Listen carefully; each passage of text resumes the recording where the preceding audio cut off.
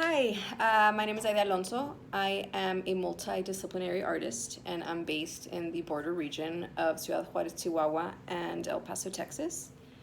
My background is in jewelry and metal, but I really work with all kinds of mediums. I let the theme or the concept that I am working on at the moment kind of dictate what medium it is that I used.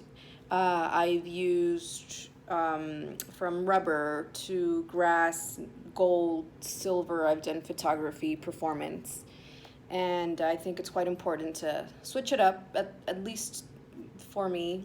Once I start to feel too comfortable with a medium, I kind of, uh, I don't know, hit the brakes creatively. The themes that I touch on my work are relationships and interaction and connection and disconnection. I speak about borders, whether they be literal borders or metaphorical borders. I speak about borders between two countries and the connect and disconnect that happens because of. And I speak about borders with one another. I think it's particularly interesting the way that our environment plays a really big role in the way that we interact with each other. Our interaction inside of a church, or our interaction inside of a bar, or in your partner's parents' house varies very much. And I think that's extremely interested. I think that's extremely interesting. And the body of work that is part of the Repose exhibition is how sweet it is to be loved by you and the correct degrees of separation. And those two body of works touch upon the ideas and concepts of relationships and interaction between two beings.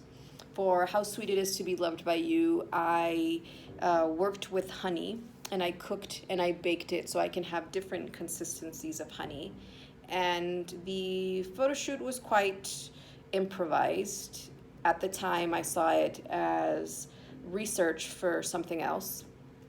I did it back in 2015 or 2014. And I used honey by itself, but I also used like a silicone thread, and I also used a glass tube, and two beings interacted with that object. And I was mainly speaking about borders between Ciudad Juarez and El Paso.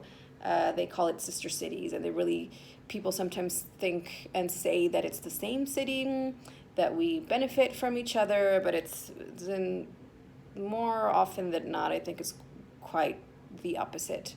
So I used honey because honey is used as a term of affection, but honey is also a slang for drugs.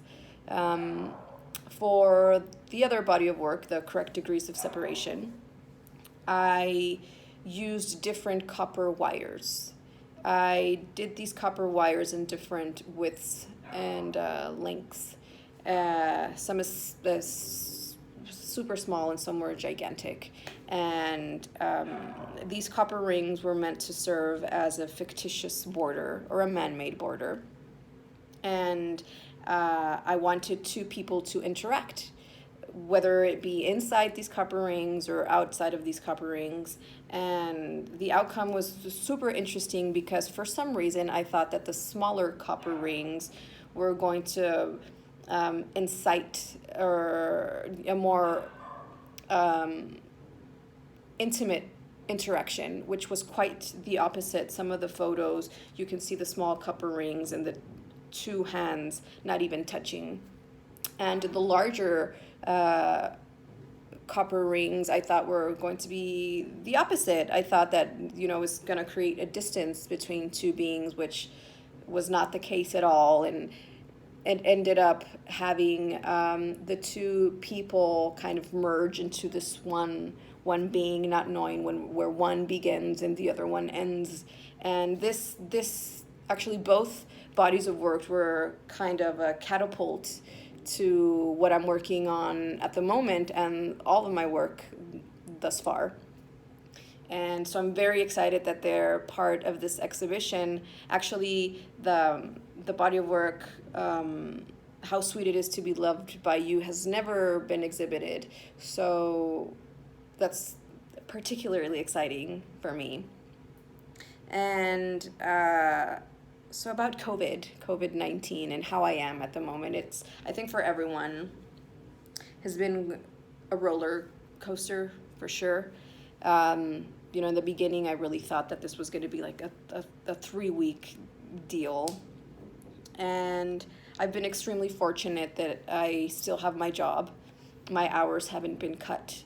I work at an art gallery in El Paso, Texas, and I live in Ciudad Juarez, so I'm telecommunicating with my boss and with customers and clients. And so in that aspect, it's been good. Creatively has been different, to say the least. There is a time that,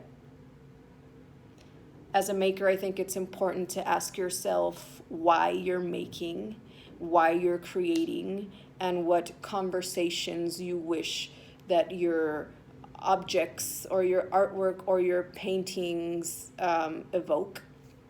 And I asked myself these questions. Why am I making? Why am I still creative? Do I want to keep making? Why is it important? What do I want to say with my artwork? And like I said before, my artwork is really about interaction and connection with other people. And now that that's been kind of taken away from all of us, I hit a wall. And but I guess you kind of have to go through this crisis at some point in your creative career. I've been through too many, if you ask me, and that in turn led to me creating a new body of work, and I haven't created a new body of work in over 5 years. When I graduated from the Royal College of Art after my graduate studies, I went through this post-graduation depression, and kind of an awful depression that at the moment I didn't know I was going through, and I just didn't really see a point in making. So I guess it only took a global pandemic for me to realize that this is what I want, that I want to continue having this conversation, that I want to continue speaking about relationships and interaction with people and borders. So I'm working on a new body of work, which is extremely exciting for me. And I guess I want to end this little video with a message of positivity and hope for everyone. I know all of our situations are quite different. But the one sentence I think that we can all really relate to is everything is temporary. Everything is temporary. I think right now all we can do is take it a day at a time, an hour at a time. And not that I'm eager to return to normal, because I think we really have to question ourselves, what is it about normal that was even normal to begin with? So take care of yourself and listen to what it is that you need internally and try to externalize that. And thank you for listening. Hopefully I'll see everyone during the opening, virtual opening, my first virtual exhibition, hopefully the first of many. Gracias.